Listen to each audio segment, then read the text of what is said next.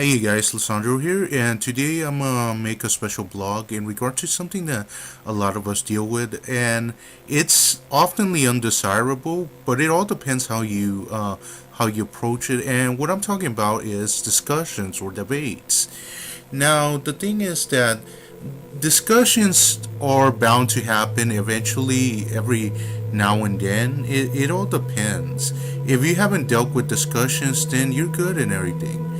But the thing is that it also depends, because if you try to avoid arguments, a lot of the times it does a lot more damage than good to you, because sometimes discussions are to clarify things, to clarify points of view. But the thing is that the main point that I want to talk about is something within discussions. Now, there's discussions which are like heated arguments, arguments that you just do out of like rage, out of impulses, out of the sheer emotion of being upset, being mad at someone. Those are like the most common ones, and then you have a much more educated type of discussion, which you deal with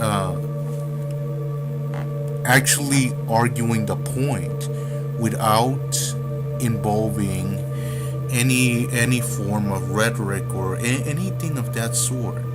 Now, I read somewhere that if you cannot control your emotions, you do not deserve to be admitted into a discussion or something along those lines. Couldn't really find where that post was.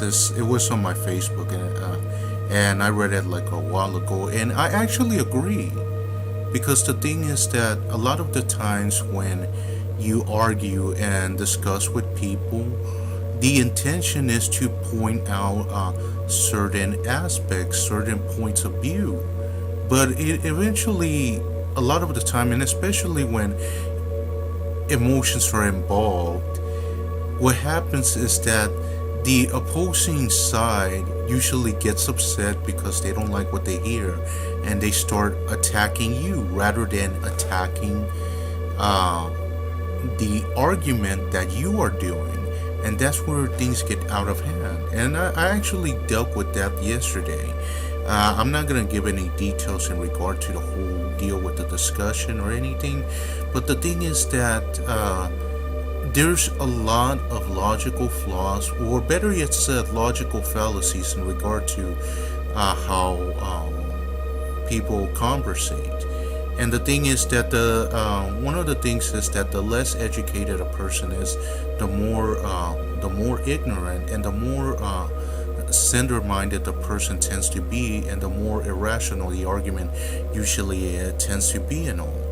But what really sucks is when you it's not so much like having an elevated discussion with this person or anything. It's when you start off at a subtle level. And usually when I try to discuss something, I try to be as subtle as possible. I try to be like more rational in the discussion or anything. And the thing is that even minute things tend to piss off the person. And I have dealt with this with multiple people. People can like be very irrational, very close-minded. They don't listen, they don't hear. And the thing is that one of the things that I tell this person, and this person oftenly neglects, is that I oftenly tell them to learn to listen. Usually when you're in a court, you're oftenly given the chance to explain your side of the argument, and then the other person's given the other side of the argument. You don't just talk and then the other person protrudes you and interrupts you or anything. Another thing that I like to add to this is that anger does not win the argument. A lot of the times the opposing side may just let you win the argument, but that doesn't mean you won the point or anything. And the thing is that there's a lot of these things, which is why I like to announce that I'm going to be covering a variety of different flaws in discussion, arguments, logical fallacies, and a variety of different things. And let me give you an example, a little bit of what I kind of dealt with. Suppose you're doing something, okay, and you get in an altercation with this person, and they ask you what you do. You explain to them what you did, and they don't believe you. They accuse you of lying. But when you go ahead and try to question why or ask why it is that they are calling you a liar, they completely slander you. They completely attack you, attack your person, start insulting you. And you never get the point across. And even if you try to point out that you have evidence that your statement is true, they either try to not accept the argument, not accept the evidence, and just always claim their statement as true because their statement is unchallenged. And the thing is that that's the problem with a lot of people. Their statements are left unchallenged, so they always leave with the perception that their statement is true, when in reality what they are saying are just nothing more than claims, and a lot of the time they don't have evidence to back that information up. And my deal is this: if you believe your statement is true and you provide evidence, and not just any random evidence or anything or any other claim or anything unviable, I mean actual evidence of what you're proposing, then you shouldn't have no problem dealing with it. Because the thing is, usually the way honesty is differentiated from the truth is differentiated from lies is that all the information is scrutinized. If it survives the scrutiny of others, then it's regarded as the truth. If it's not, then it's regarded as a lie, suspect, or something that is doubtful, something that is suspect that it may not be true.